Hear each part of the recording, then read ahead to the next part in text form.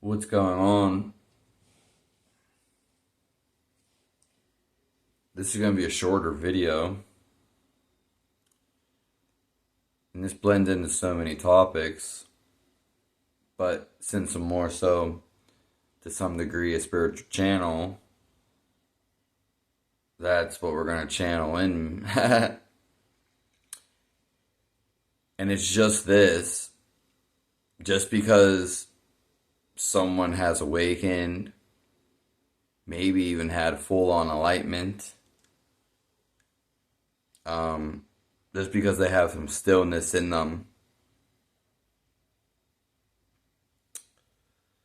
just because they wake up more so woke to some degree,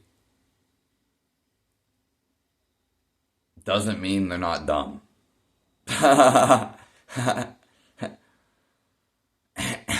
I've seen spiritual people, and obviously I don't know others, but and I'm probably going to say this a bunch of times, so there's going to be a time where I can't say it because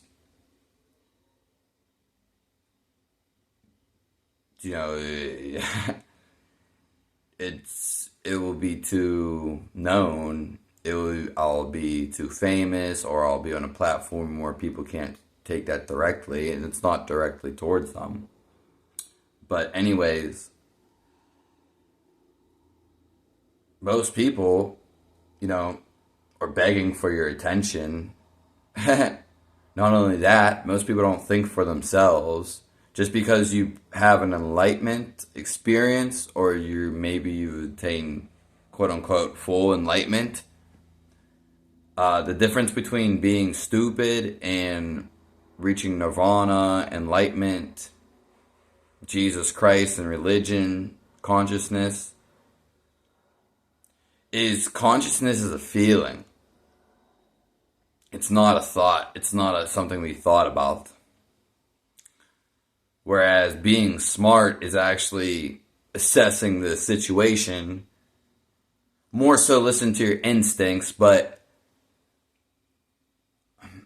first of all, there's programming, and most people are caught up in a program. That can be hard to break. That can be hard to see.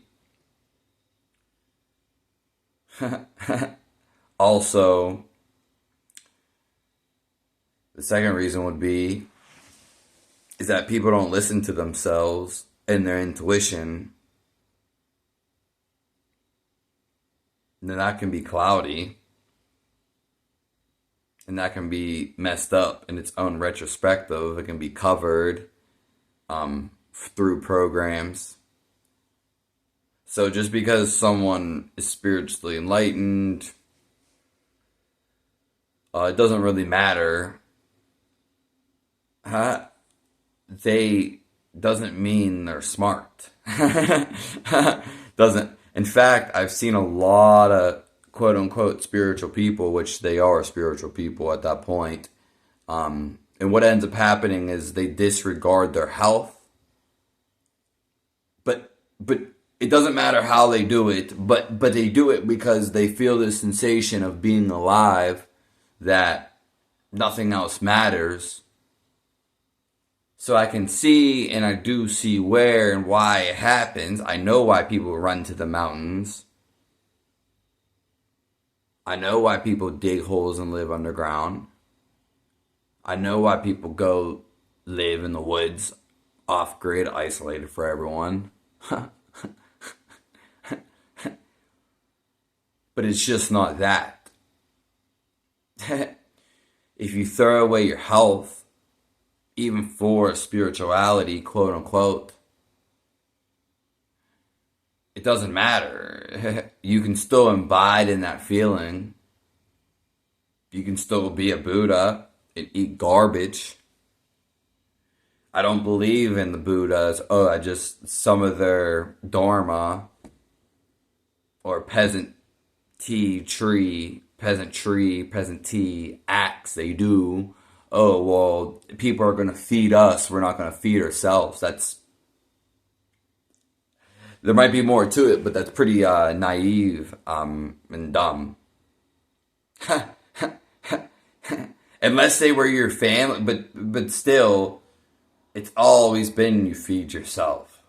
Yeah, if some people want to feed you sometimes, okay, but you all there's a sting in like Indonesia and wherever. Now I could be missing something big, but probably not, because at the core of it, what I see is these people begging for food, which there's nothing wrong with, but doesn't mean that food is right for your body, nor is it what you need.